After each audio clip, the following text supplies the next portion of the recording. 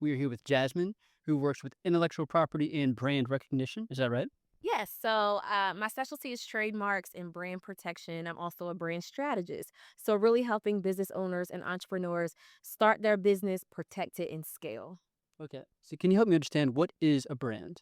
A brand is a visual representation of you, right? So people have their personal brand, they have their professional, they have their business brand, but it's the thing that people see that instantly they know this is you or this is your business. So it might be a logo, it might be a name, it might be a design, but it represents you and it represents what you do, what you sell. Okay. So, it's both a bit of aesthetic and what your company does, the action you're taking as a company, right? Yes, correct. So, how can a brand be in danger? Can you expand on that?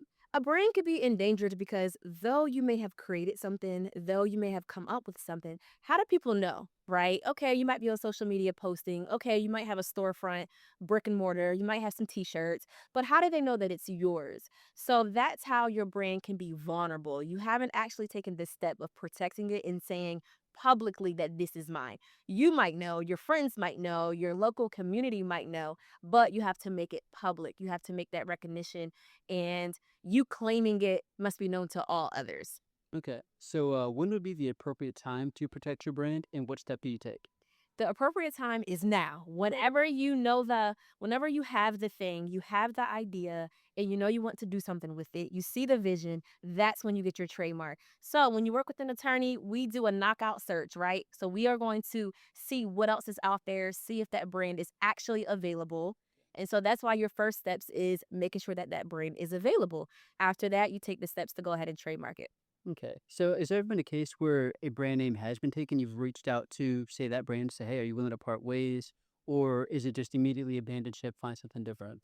Yeah, so if there is an infringement, in other words, somebody is infringing or I'm trying to not to use a non-legal word, but somebody is using someone else's brand, idea, business. So what you do is you send them a cease and desist. The cease and desist is going to say you need to stop using my brand for these products or these services, or you can take that opportunity to monetize it, right? So that means you could say, "Hey, if you give me a portion of your profit every month, every year, and I can make money off of you using that brand, now you've taken something that, they have claimed ownership in and you're benefiting from it." So there are different things that you can do if someone's infringing on your trademark, but the most immediate thing is to try to stop them from doing so and asking for whatever profits they made on it.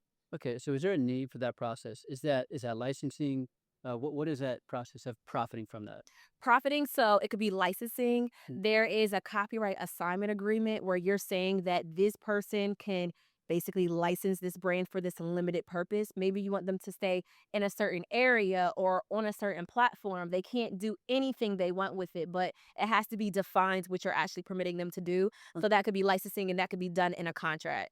Okay, so someone has like a sports business and someone wants to do like a sports shoes. You say, okay, I'm not going into apparel. So if you stick to apparel, we're okay. Is that what Precisely. you're saying? Exactly. Okay, great. Is there any more added insight that we can take away from this?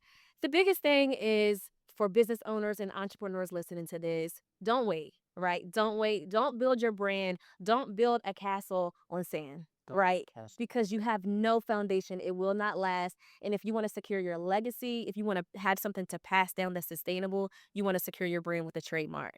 Okay, so do you think entrepreneurs should be chasing a legacy, or is that something that you value personally? Both personally and professionally, right? We're not doing all this just for us to die and the business to die with us, but we want something to pass down. We want something we can sell and profit from. So that's how you're going to build wealth over time, by protecting the thing that you're building. So that comes through trademarks, it comes through financial planning, it comes through investments, all those things. Okay, so one last question: what is a legacy you'd like to leave? The legacy that I want to leave. Wow. Take your time. Yeah, so I am a wife, I'm a mom. I want my kids to know they can do whatever they set their minds to. I want them to have real estate and all these assets that when they graduate, whether they decide to go to college or whatever they decide to do, I want them to not have to work and slave for it. Like, I want to be able to hand them the keys so that way they have the freedom to do what they want to do. And I want the business owners that I serve to also be able to do that by the education and knowledge that I give them. So, Yes, beautiful. Thank you so much. yeah. That was Jasmine. Thank you.